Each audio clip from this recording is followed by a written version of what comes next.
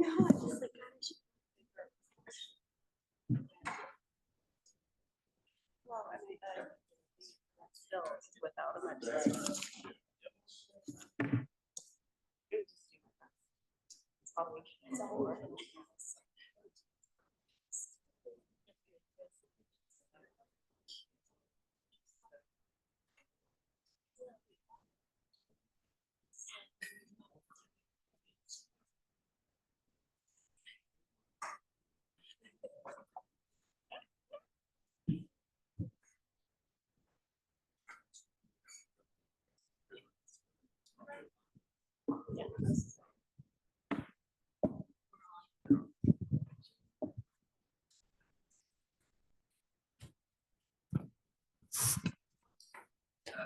All right, guys, it's 12:15. I think we're going to get started. Thanks to everyone who's in person, as well as all the folks joining on Zoom today. My name is Mike Horgan. I'm the program manager for Humanism in the Arts and Medicine here at OSU's College of Medicine. We're here today to learn more about narrative medicine, to think outside the box about a more holistic approach to patient and self-care. Narrative medicine is a broad topic, so we've assembled a panel of folks from various backgrounds to discuss their corner of narrative medicine, starting with Professor James Phelan. James Phelan is a distinguished university professor of English, and with Dr. Aaron McConnell, co-directs the advanced competency in the College of Medicine known as From the Page to the Bedside. He's written extensively about narrative and narrative theory. His books include Living to Tell About It, Somebody Telling Everybody Else, and Narrative Medicine, a Rhetorical RX. He's a member of the 2025 class of inductees into the American Academy of Arts and Sciences. Next, we have Dr. Aaron McConnell. Aaron McConnell is an internal medicine and pediatric physician who's been at Ohio State since 2012. She has a master's in medical humanities and co-teaches Page to the Bedside with the illustrious Jim Phelan, aka Sir Narrative, which is one of her favorite things. When trying to attack the hydra that is long COVID, she enjoys growing with medical learners, traveling, trying to keep running, spending time with her family and fur babies. Next, we have Dr. Abraham Cooper. Abraham Avi Cooper, MD, is a pulmonary and critical care medicine physician and associate clinical professor at The Ohio State University. He serves as program director of the Pulmonary and Critical Care Medicine Fellowship at Ohio State and teaches in multiple preclinical courses at the College of Medicine. His writing about medical education in the humanities and medicine has been featured in the New England Journal of Medicine, JAMA, MedPage Today, and the Journal of Graduate Medical Education, among others. He is co-founder and co-host of The Curious Clinicians, a medical podcast that asks why, and is a co-author along with Anthony Brew, MD, of the forthcoming book, Why Doesn't Your Stomach Digest Itself? An exploration of the remarkable resilience of the human body. Next, we have Kelly Trinowski. As the Associate Director of Marketing Communications at the College of Medicine, Trinowski creates compelling narratives and videos, translating discovery and innovative teaching and training into content that illustrates the ever-evolving field of medicine. She produces stories for medicine.osu.edu/news and profiles on health and discovery for health.osu.edu. She recently received her MA in Medical Humanities and Social Sciences and leads community collage workshops that combine visual story elements using memory and imagination to tell a reclaimed narrative. She is chair-elect of the college's Medicine and the Arts Board. And last, we have Pat Wynne Brown. Patricia Wynne Brown is an award-winning writer, national speaker, performer, and dancer. Her university degrees focus on communication and psychology. She received a master's from Ohio State. She was treated at the James for malignant melanoma. For 15 years, she performed a humor memoir across the US. Pat views humor as a combination of comedy and tragedy. Her new memoir, Royal Roots, brings humor, her imagination, the arts, and the power of storytelling to the fore. Readers have told her repeatedly her book made them laugh and cry, sometimes at the same time. Pat is also a board member of Medicine and the Arts and has acted over the past 5 years as advisor to the Med School Health Project at the Ohio Reformatory for Women called House Call. So I'm going to get things started by asking each panelist a question, followed by a brief discussion, and then with the remaining time, we'll turn the questions over to the audience for a Q&A. So our first question is for Professor Phelan. What is narrative medicine and why is it important? Okay, so thanks everyone for being here. I will try to be succinct. I'll start with Rita Sharon's definition. And Rita Sharon is a doctor and a PhD in English at Columbia University, and she deserves a great deal of credit for making the narrative medicine movement go. So in 2001, she offered this definition. Narrative medicine is medicine practiced with narrative competence. And then she went on to define narrative competence as the ability to acknowledge, absorb, interpret, and act on the stories and plights of others. Okay, so following Sharon's work, I've tried to complement that with my own definition and description. So narrative medicine is a project for transforming medical practice grounded in the principle that increasing the skills of caregivers and patients as storytellers and story listeners can improve both caregiver-patient interactions and the outcomes of medical treatment. Right, so if you put those two things together, it's a good beginning, I think, to think about narrative medicine. So underlying the narrative medicine movement, I would suggest, is the principle that medicine is a science, but it's also an art, and developing narrative competence is one good way to work on the art side of medicine. So then that raises the question, well, what is narrative competence and how do we develop narrative competence? And this is where somebody like me, who's not trained as a medical caregiver, thinks maybe he can add something, right? So that is, we can develop enhanced narrative competence among caregivers and patients by drawing on the knowledge that's been accumulated about narrative by people who work in narrative studies like me. So, what is narrative? How does it work, right? Well, again, there's a great body of knowledge about this, right? And I've written all these books, blah, blah, blah, right? But I'm not going to say, oh, everybody should read me and George and Ned and Wayne Booth and Mikhail Bakhtin before they see a patient. That doesn't make any sense. But I do think we can sort of distill some of the core ideas of narrative theory, give caregivers and even patients basic knowledge and tools, and then put them to work. So, and then we're going to talk about one method for doing that, which is the narrative medicine workshop.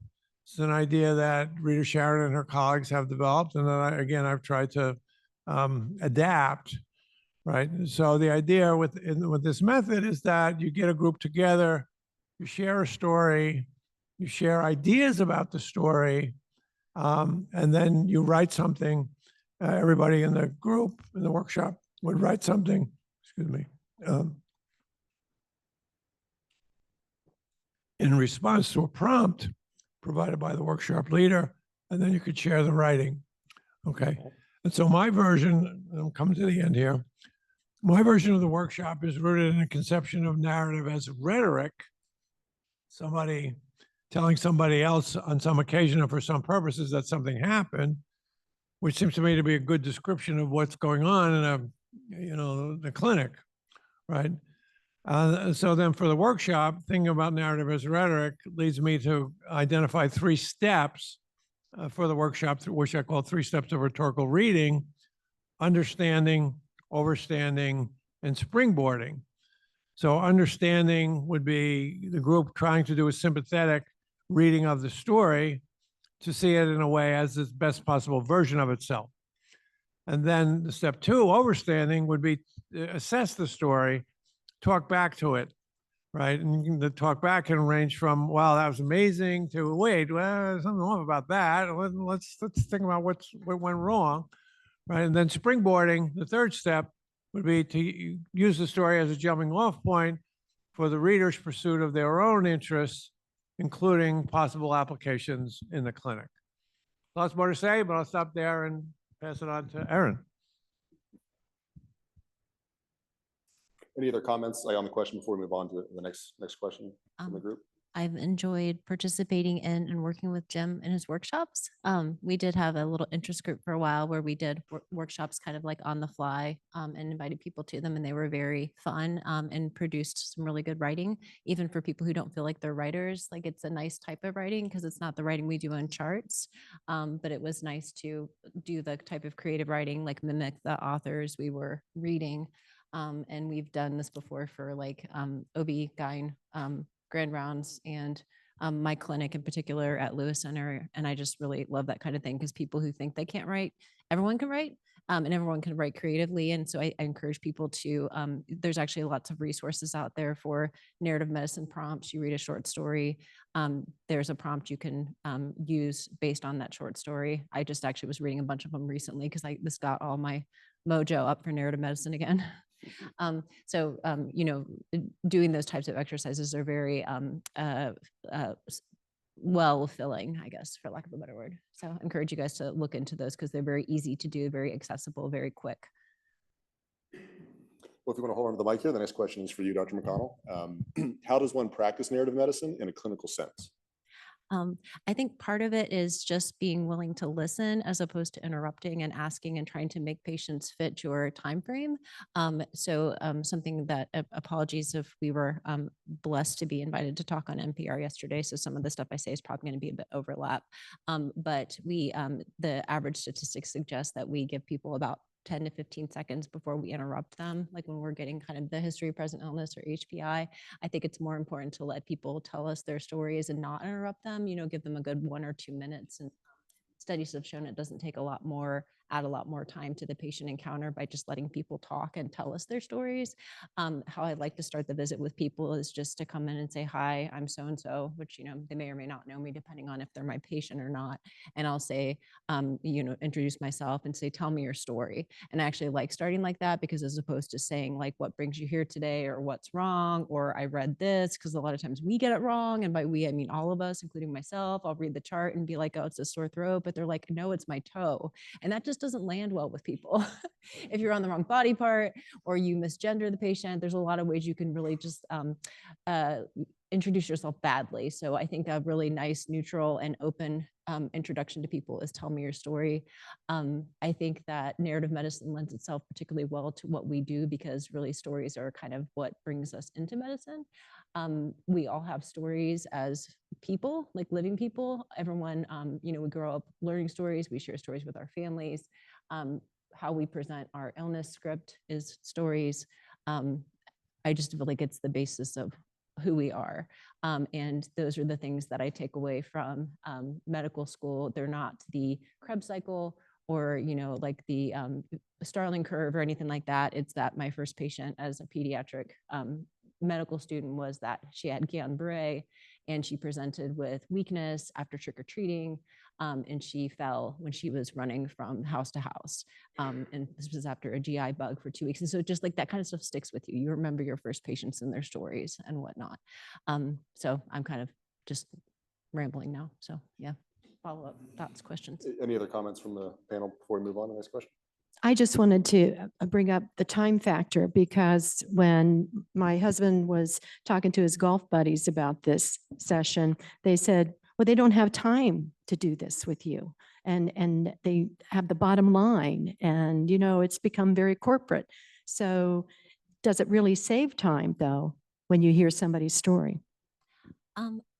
I think that's a great question. So one quote I really love from Rita Sharon is that she says that all patients have narrative competence, but some are more narratively competent than others. And so I really love that because it just gives us a lot of grace and that some people will tell a story that's very linear and to the point. And some people will have a little bit of like, you know, backstory and front story. And then they might go a little over here and they might talk about their in-laws and stuff like that. And, you know, it does not always exactly how we are hoping it will go, but at the same time, giving people grace and recognizing that somehow it's all going to work out in the end. I kind of look at it like the great karmic wheel and that I'm praying that eventually we'll get to the point.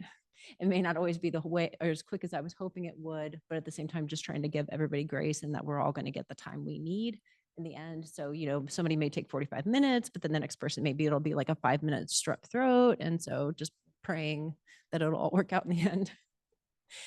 Good point. Thanks. The next question is for Dr. Cooper.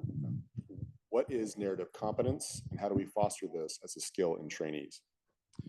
Yeah, and I think, you know, Professor Phelan sort of already talked about the sort of foundations of what narrative competence is, thinking about how we're training doctors. Our overall framework is what we call a competency-based medical education system.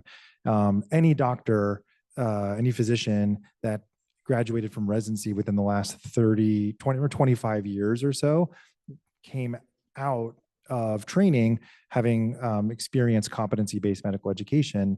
The notion being that we can break down all of the skills required to be a physician, and we can train people to sort of progress towards competence in each one of them.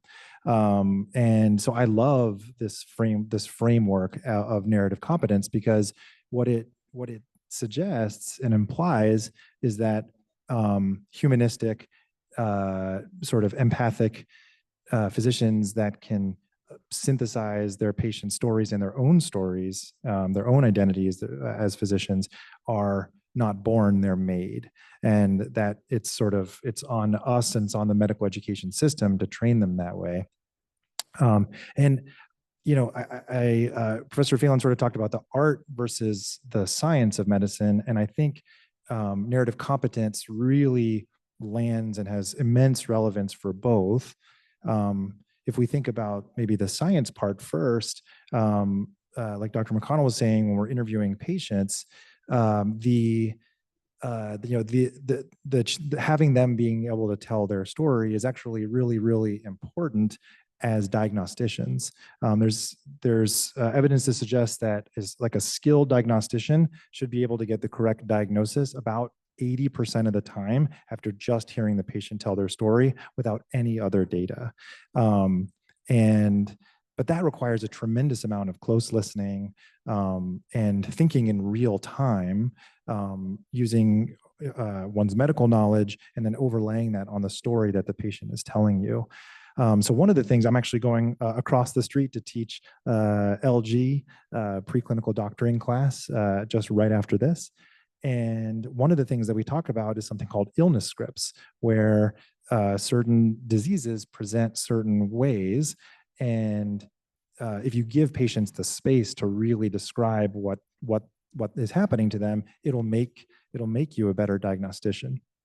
And then thinking on the art side of medicine, I think in the age of artificial intelligence, the cognitive work of being a physician, a lot of that chatbots are getting pretty darn good at.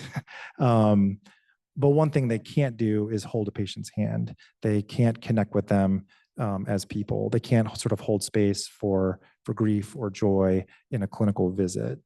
So that's very much something that that's value added, that is not going away. And I guess the last thing that I would say is just about thinking about being narratively competent about our own identity as physicians and practitioners, is that, like burnout in healthcare, major problem. And sort of the higher burnout rates after the COVID pandemic are maybe just starting to dip down based on some recent data, but still really high. And really what burnout is, it's a feeling of loss of control, loss of autonomy. It's this disconnect between sort of the way you want to, the way you want your situation to be, the way you want to be able to practice, and the way you can. And I think having a really clear sense of your own story, of your own why, how you came into medicine and why we're here is really powerful. And your story is at the center of that.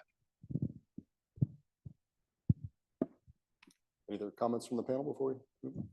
I guess just to echo off of Dr. Cooper's comment, narrative medicine can be a bit of an antidote to the burnout sequelae from the pandemic and just, I guess, corporate medicine and whatnot, is that it reminds us of why we're doing what we're doing and gives us the meaning, a sense of purpose. And also just literature and art in general can be a bit restorative, kind of be a,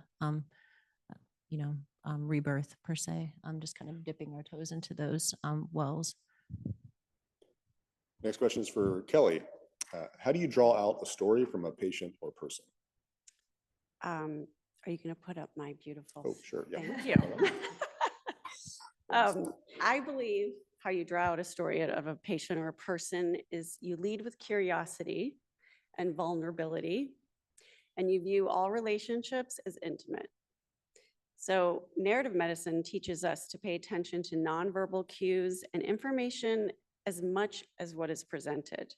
So you need observation skills, perspective taking, critical thinking skills, tolerance of ambiguity, and you have to examine your own implicit biases and ideas and experiences that impact our take on things and our take on people. So I believe that helps us turn our attention to the container that holds the storyteller and acknowledges the many layers that we all exist within. I just did a recent seminar by Samantha Barrick. She's an affiliate faculty in the narrative medicine program at Columbia.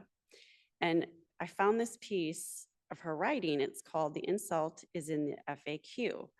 And she says, the distance between what I said and what I wish I had said is immense and forever unavailable to rewind and repair.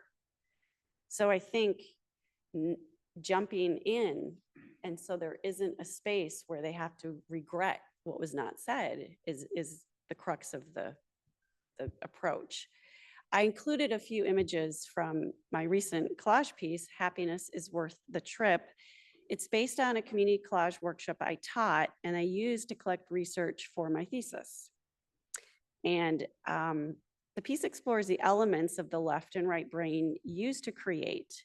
It shows what transpires when you create a safe space for a vast array of people and voices to create, and what happens when you welcome exploration and all voices into the room. So when creating collage, we all go to different places and we all use different materials to make unique and often emotional connections and associations about our lives and what we are taking in when reviewing others. I think it's narrative medicine applied. So back to, how do you draw out a story from a patient and a person? You create a safe space filled with comfort and invitation. For patients, you acknowledge, not neglect, the trauma of their illness or what they're going through. Maybe you ask them to describe what it feels like to have a certain ailment or disorder or situation. Maybe you ask them to give it a name.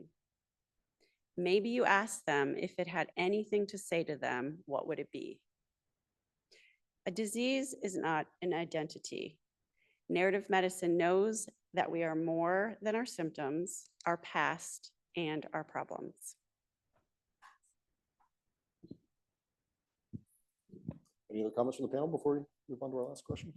I just wanted to ask, it's so interesting, your work.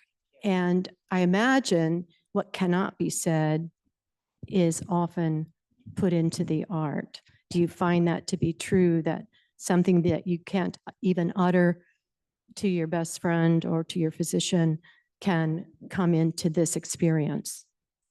Absolutely. And I think that by having like different visuals and with collages, you can use so many different things. You can use your own images. You go to a magazine and you can pick out images. And I think what's so powerful about that is something that maybe is so hurtful and so buried can often be portrayed in a whole new way that is surprising for the creator. That like, wow, I thought I would cry when I made this and here I am laughing. So things like that, it just opens up a whole new exploratory world. And it feels like, and it leads to what I'm talking about, you reframe your narrative, because we have one sense of, this is what happened, this is what it means, and this is my identity. But in this way, you put it out there, and the perception of what has happened to you, as one of the women in my book club said at the prison, oh, I can change that trauma into triumph. I would imagine that's what your work does. Absolutely. And it brings in this whole new discovery as well. And I think this piece, I don't know what else, if it's done, you know, that's the thing with collage is, are you ever done? It's kind of the same with stories, but what came from, I even wrote down, at the end of the collage workshop, they shared, and I wrote down everything, and it's a poem, and it's their voices, and it was just so magical. So, thank you. And my last question is for Pat. Why did you decide to tell a story that you'd never tell? Yeah, after a short 70 years, I decided to tell my story. Even though I'm a storyteller and a writer, performer, I was conditioned not to tell this story. And we were not to speak of it, and no one asked me about it. But I told it in my book, Royal Roots, because it was about time. And I come to narrative medicine as a satisfied customer, sort of a DIY, did it myself with writing, which we can do. Everybody can write out their life. But in the book, Royal Roots, I talk about my life with my PTSD dad, who was severely mentally ill and very, very violent at times and deep depressions and in and out of the VA hospital throughout my life with him. But we never knew what happened. And I never was able to discuss it with my mother because she didn't know what happened. She married him after he got back from the war. But there was a clue in a child's game that he would play with us. And I grew up on the hilltop. And he would play a game called Hit the Deck. And we were real little. And I have 3 other siblings. I'm the oldest. And so he, at a stoplight, he'd say, hit the deck. And then we'd get on the floor of the car as if we were under enemy attack. It had everything to do with what happened to him. So growing up after the war, I'm a baby boomer. We had the best music, best clothes, and best hair. And I don't care if you don't like that. But in the 50s and 60s, mental illness, you did not talk about it. And a lot of times now people don't talk about it. I was ashamed to have we were the family with the crazy dad. In fact, in high school, one boy came up to me one day and said to me, I heard your dad's crazy. Is that true? And I just walked away. So I lived with this shame. And even though I'm telling stories in my show and writing columns of my stories, it just was something I couldn't utter, particularly because in 1980, then he died a horrible death, having flashbacks of World War II in a shootout with the police. And he died, he shot 2 police. They did survive, thank God. And it was in my grandparents' front yard. And my grandfather, who was elderly, who had been chief of police in Columbus, died 3 days later of the shock of it. So I write about that. But through the Freedom of Information Act, I wrote, and they sent me 200 pages of his psychiatric records. And I found out what happened. It did involve explosions, severe explosions that he never talked about, but it was all in the record, all in the record. So I was able, and I had already written drafts of the book. I was able to put all of that into Royal Roots. And it has been such a relief to me. And it has been a redemption for my father, who I was very, very angry with for how we had to grow up. He did have good dad days, but he had more bad dad days. So I want to quote a great philosopher and songwriter of our times who said, once we have spoken our saddest story, we are free of it. And that would be Taylor Swift.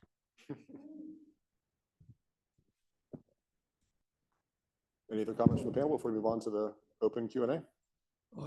I just want to say, I think both Kelly and Pat, maybe this is a little obvious, but I think it's worth putting out there, are really talking about simply the therapeutic value of being able to tell your story, right? And, you know, the Kelly talking about, you know, what is it? Once I articulate it this way, I use this form of collage, I see things that I didn't see before, right? Pat doing, I think, something a little bit different, but kind of, as she says, reframing the story. So there's something about, then if we think about that in terms of what happens with patients and doctors, right? Erin's way of saying, well, tell me your story, right? You're immediately saying, I value your story, right? And then I think that very much connects to what Avi was saying about this is part of both the art and the science of medicine, right? And so there's this idea that there's a therapeutic value for being able to tell a story. in and of itself, but then that can be the starting point for, what happens next steps, right? So all this is another way of, I think, offering, testimony, and with Kelly and Pat, some very personal testimony about the power of narrative medicine to go to our title. So. Thank you. So with the rest of the time, we're going to take questions from the audience, both on Zoom and here live in the room. So and to sweeten the deal, the first person to ask a question will give away a copy of Pat's book, Royal Roots. So I guess we'll start with in the room. If you're on the Zoom listening, feel free to start typing your questions into the Q&A function or just the chat. I'll keep an eye on that.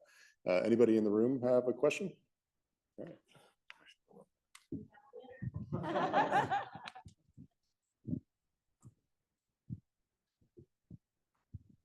Hello, thank you for coming.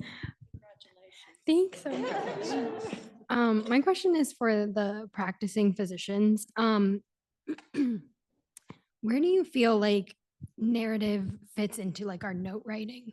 I understand in psychiatry there's a very clear spot, but in other specialties, I find like you can write, oh, patient tearful, and then that's the end of it. You are asking these very set questions. Like, how do you integrate that into like documentation and like other people being able to hear what they told you through your like medical documentation?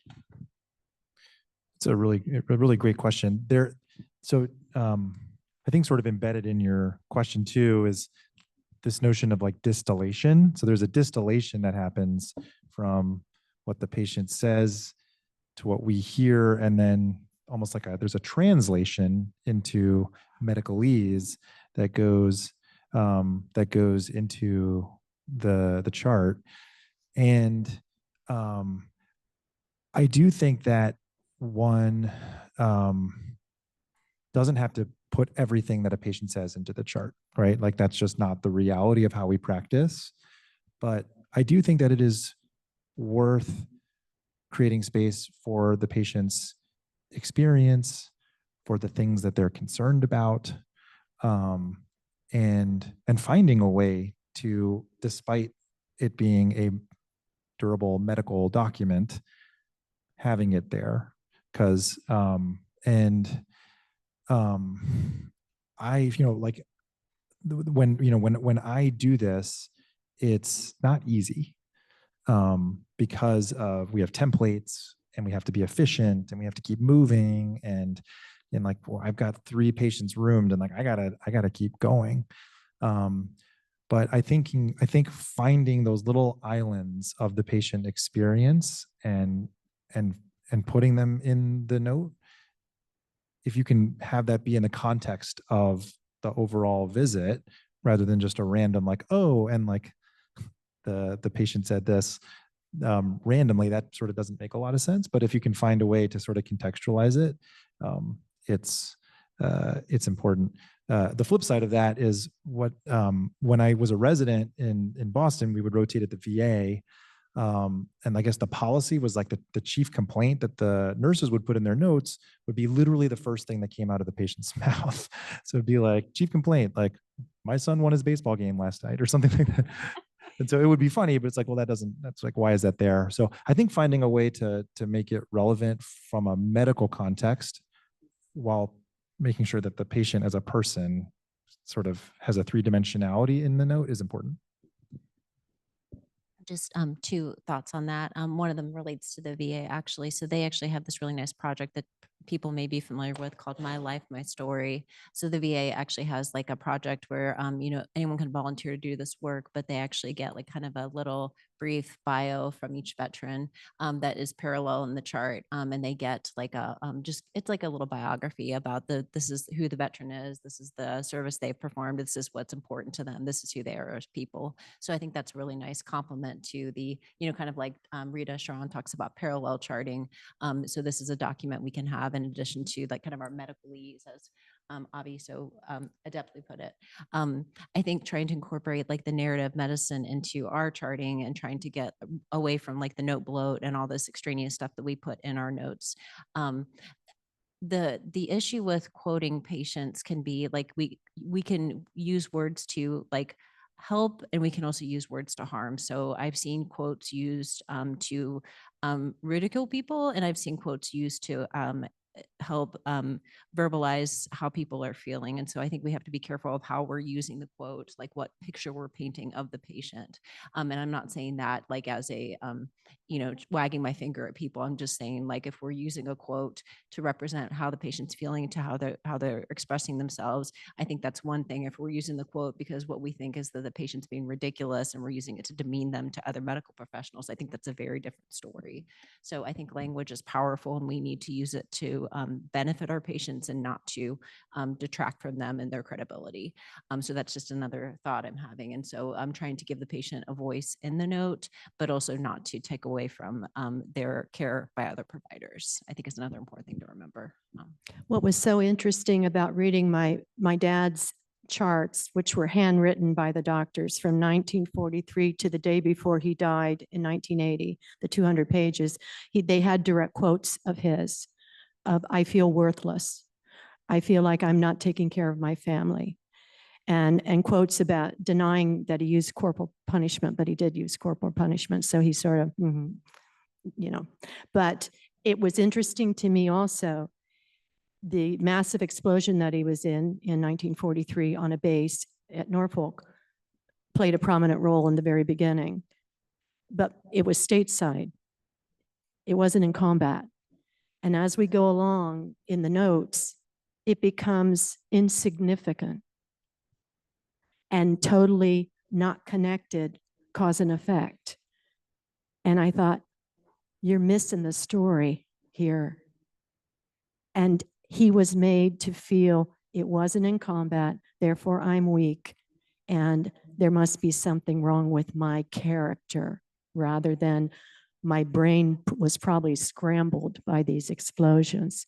And with veterans, they do a StoryCorps project through NPR with veterans, where they go into the schools and the veteran tells their story. And I just did one at my grandson's school with a Vietnam veteran, and it was remarkable. He was in Vietnam in 1969. He said, "I've never been able to say this till now to these little third graders who were so good with him." And that becomes part of the Library of Congress, if that still exists in our country. So thanks. So transitioning to Zoom here, we've got quite a few questions coming in. Quickly, Pat, someone is requesting the title of the Taylor Swift song that quote is from. I don't know. Of the Taylor Swift song that you quoted? This was a quote. This is her Oh, philosophy. okay, gotcha. Just All right. speaking Okay, somewhere. I don't think it's in one of her songs. I think she was just talking about that. All right, good to know. A Swiftie on Zoom. So from Anna on Zoom here, I recently found out that much of the content in my chart summaries are autofilled. At a recent appointment, the summary included content that was inaccurately autofilled. How do you preserve and balance the patient's story with their need to be efficient? So I can speak to that because I've encountered that recently as a provider and as, like as a patient too. So we have we've got, AI now. And as Dr. Cooper pointed out, like we can hold hands and stuff like that with patients and provide that warmth, but we're also relying more on artificial intelligence to help document our notes. So I think while we can look over the documentation and make sure it's as correct as we're able to, sometimes the artificial intelligence gets things wrong. And so I've had patients follow up with me and say, "Hey, listen, this documentation, this history might have been a little confusing. This is actually what happened." And patients can reach out and say, "This is incorrect. Can you please make sure that this is corrected in the note?" And the provider can go back in and addend it to reflect what actually happened. So even if I hadn't been using the Microsoft AI to document the note, I would have been confused about this person's surgical history. So I'm not blaming AI for this. But thankfully, he was very gracious about it. He reached out and said, "This is actually the progression of how things happened in my surgical history," and provided me the correct documentation. And I went back in and addended the note. And I said, "I'm so sorry that happened. Thank you so much for correcting me on this." And so I feel like that's something that can happen more with AI, but also that's kind of a human thing too. And I just appreciated the opportunity to make it right. And he gave me the chance for that. And so for the person that's online, I would just say, just please reach out and let the provider know and give them the chance to correct that error. Thank you. Any other questions in the room?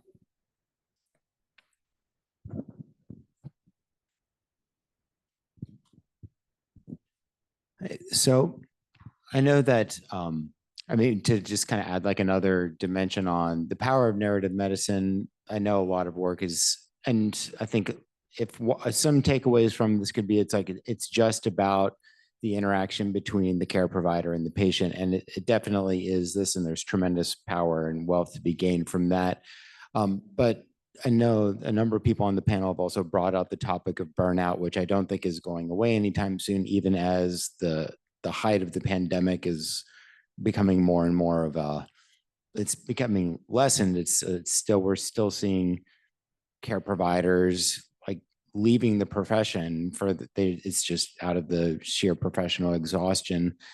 I'm wondering if anyone in the panel would like to speak on any work on that has been done that creates space for providers to tell their stories and who is their audience. I'm thinking of like not only their own peers, because sometimes that can feel like, all right, I had someone else who understands, but is that going to impact my work environment and my profession down the road? Like, has there been any work that you've known of that have been talking more to hospital administrators to kind of gain their own kind of narrative competence to hear the stories of their care providers and their care teams? And again, that's a question for anyone on the panel.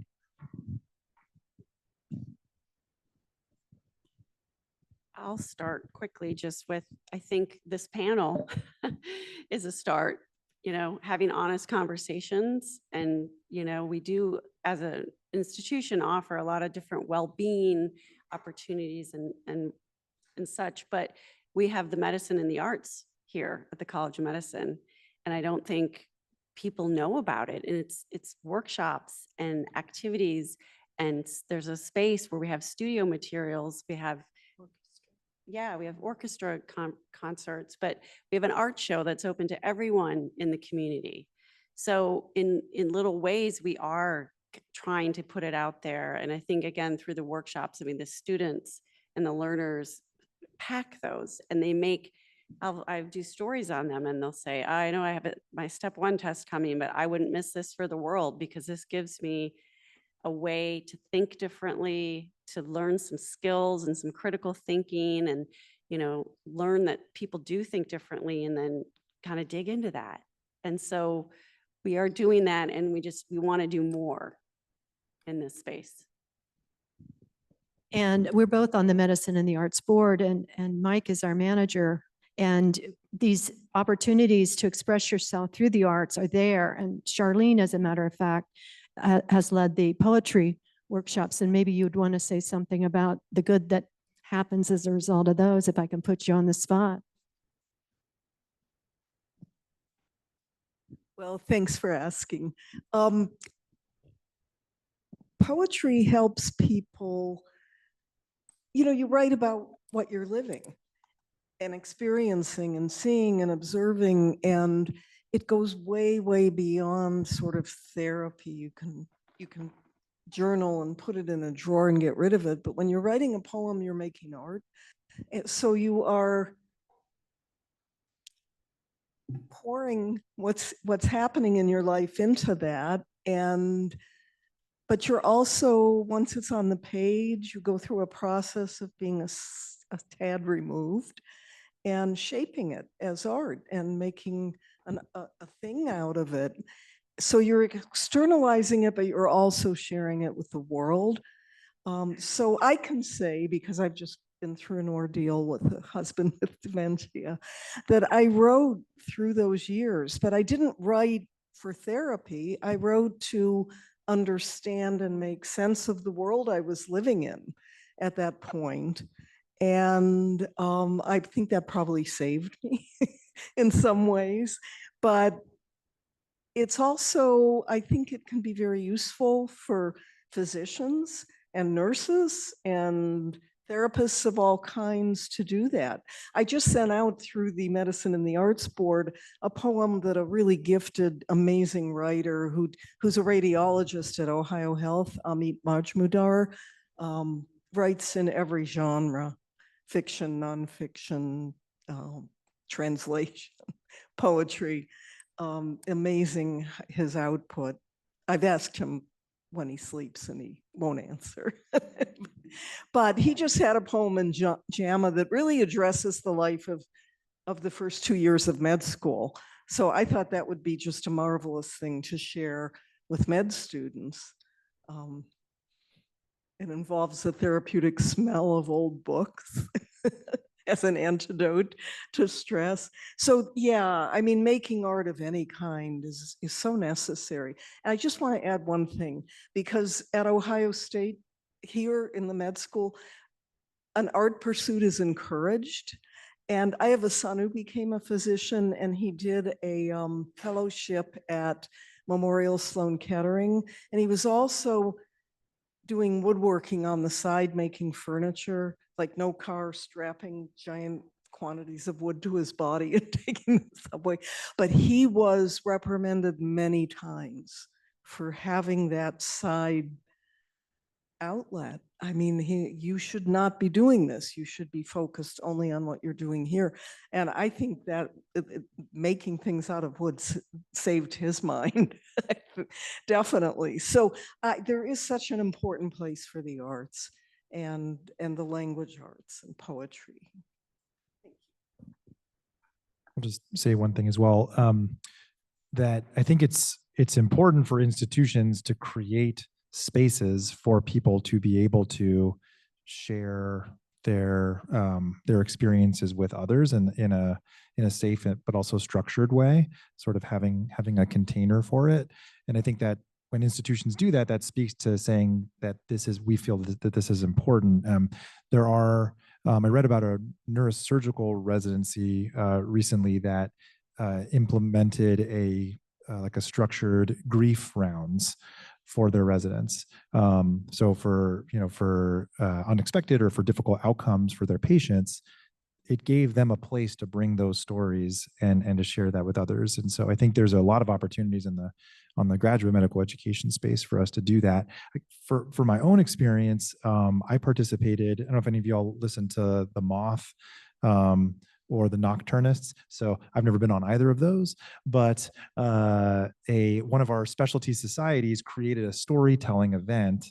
It's the American College of Chest Physicians created something called Chest After Hours, where at their annual meeting, like 4 or 5 people get up on a stage and tell a story. So I told a story about my dad 2 years ago in Hawaii. And it was great to have a reason to go out to Hawaii, to say. But so the process of preparing to tell that story was so powerful for me, because he was a physician. He passed away when I was a young kid, unexpectedly. And having to sort of do the digging to understand him and his story made my own path into medicine make much more sense. And I sort of like, things just were in sharper color. And I was like, oh, like I just understood myself a lot better. But it only happened, I only did that work because I had to go up on a stage and talk for 10 minutes about a specific story. And so having that space, having that container, really was very, very impactful for me. And we'll pop over to Zoom real quick, and then we'll go back to some more questions in the room. Julie Kelt on Zoom asks, I'm a hospitalist. A personal goal of mine has been to journal, but I've yet to find time. I think I am nervous of the effort it will take. Do you have a recommendation to lower the barrier to entry to writing?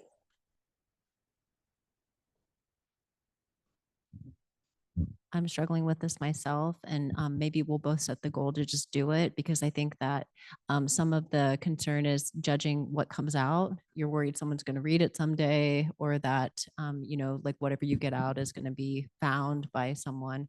I think just whatever you put out there should be like not for posterity or with the hopes that someone will uncover your diaries like Virginia Woolf someday, which I think is one of my, fears / hopes / dreams. But just, I mean, to be honest.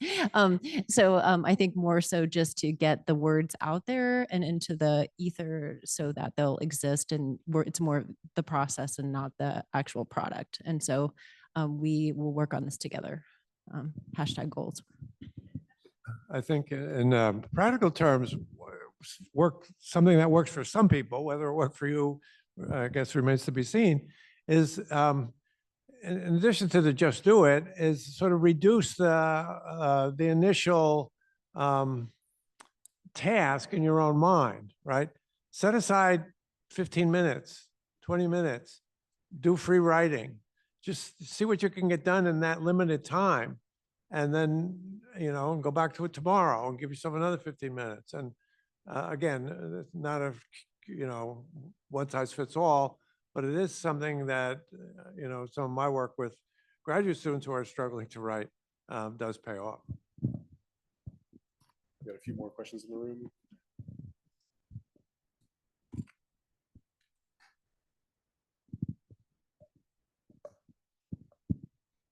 Hello, my name is Rimmel Kamran. I'm an undergrad student here at OSU. And this past summer, I had the opportunity to be at Columbia for a summer research program and connect with Dr. Rita Sharon, and she was absolutely fabulous. So after my conversation with her, I was reflecting a lot on just my interest in different art mediums and helping to foster those spaces of empathy and conversation between patients and clinicians.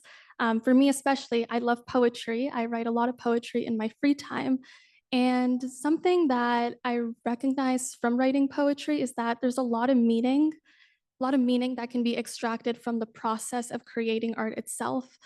So I was curious if there's any work that currently brings clinicians and patients together to work collaboratively on an art medium to help foster that dialogue and help break down any, I guess, like that perceived sense of hierarchy that may exist in a clinical setting.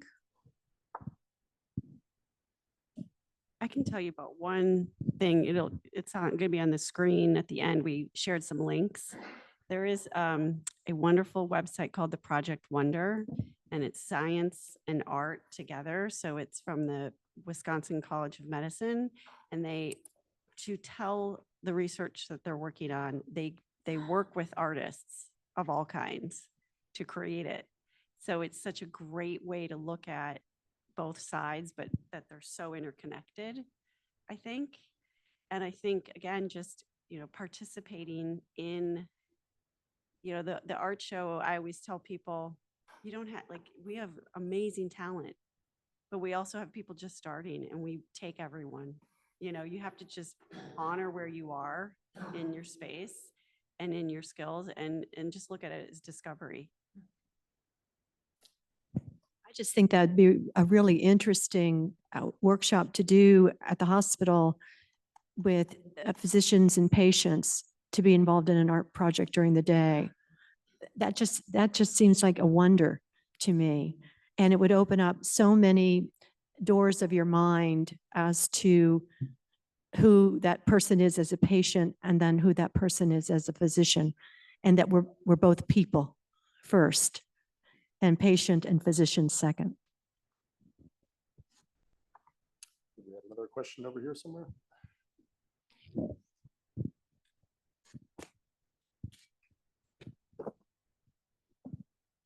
Recovery from serious trauma and generational trauma is a long process. And I think recognizing that on both part of the patient and the clinician. My father had Alzheimer's, and he also had an extremely traumatic childhood, which impacted us as we were growing up. But one thing that happened when he had pneumonia in the hospital, and they took him off of Halidol, I think that's the name, and they put him on Paxil. And that night, for the first time I ever had it, the only time I've ever had a dream with words, and the words that came to me is that Paxil is your friend. And I thought Paxil was a person. I didn't realize it was a medication until a couple days later, but it transformed him in a lot of ways. He was all of a sudden not so anxious and depressed. Even with Alzheimer's, he was open emotionally to us for the first time, where we could really talk to him. It had a big impact on all of us in our family. And my brother, who was a physician, actually changed his specialty. He went into palliative care after the experience of being at end of life with my parents. So and I was working at WSU, and my boss, like a lot of people, there was a book out called, Prozac Nation, which basically said that all of these medications are terrible and you shouldn't take them. And I told him, by this time I was taking Paxil, and it had this huge impact on me. It was like this cloud lifted from me. But anyway, I didn't feel comfortable telling him about myself, but I told him about my father's experience. And so on our program, we had both sides. We had a physician who was using these kind of medications, which are a tremendous advance. And later I had a friend who was had a long-term experience before she died with bone cancer. And she was taking Paxil as a way to cope with that, to manage that. And so many people were angry with her and told her how terrible it was. And it was a bond between us because she knew that I didn't object to the fact that she had to take some sort of medication to help her through this medical situation. So I just wanted to speak up for advances that have happened. And anyway, I mean, it certainly helped us understand. I already understood my dad, but to have that end of life where I could connect with him and not be upset with him, and that was a huge gift, which I know that a lot of people don't get. So anyway, thank you. It's sometimes difficult, and that's Linda Taylor, who was producer on All Sides at WSU, and some of us were on the show yesterday, and you put out such thought-filled Facebook pages, and I really appreciate that. It's also something when something is occurring in your family, the opinions that you get from others about what you should be doing, and it makes it even more difficult, particularly when they disagree with the way you're doing things. So I appreciate when you're criticized for, whatever's going on in your family or your medications or how to handle this. For instance, with writing this, Royal Roots, my siblings completely disagreed with me writing this, completely. And I would update them over the 4 years and say, I got Dad's psychiatric report. I'm going to go to Norfolk. I'm going to go to Norfolk while all this happened. Nothing. But interestingly, when I went on WSU to promote the book with Amy Jurovich, my little brother listened to it in Atlanta. And the way she handled it and what we discussed was in such a compassionate, empathic, total understanding of what we went through. My little brother contacted my other brother and my sister and said, I want you to listen to this. And then they finally accepted me writing this book. And in fact, when I did a speech at Veterans Memorial, 2 of them came to help me with books and things like that. So WSU did a little family therapy with us.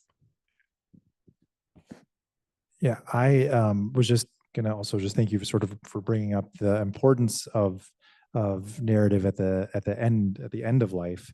So I think it was about 100 years ago, Francis Walt Peabody, he was a physician, sort of famously said to a group of Harvard medical students that the secret to the care of the patient is caring for the patient. And I think in medicine, we have a problem-based medical record, and we sort of think in terms of problem, diagnoses and what we're doing about it and coming up with plans. But at the center of that is a person.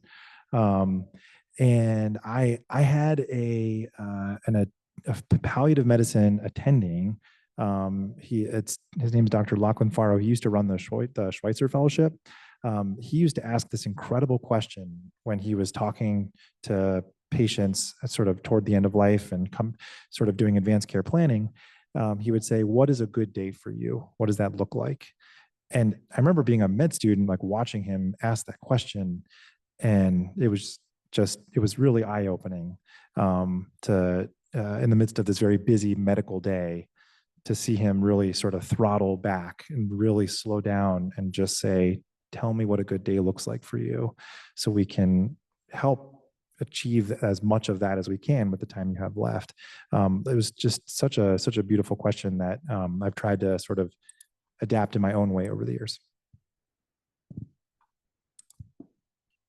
That actually brings us to time. So I just want to say thanks to the panel for sharing all your insight with us today. And then I wanted to share one last slide here for you guys. A lot of questions in the chat about resources and kind of things to dig into from here. The panel has provided lots of links to external resources you guys can check out. If you have any interest in the kind of the humanism, the arts and medicine program as a whole, that's linked at the top of the slide there. If you did register, I'll also send these slides out via email. I'm hoping I can download these questions and we can get some of these answered offline. But if not, feel free to reach out to me as well, mike.horgan@osumc.edu. And thanks for coming.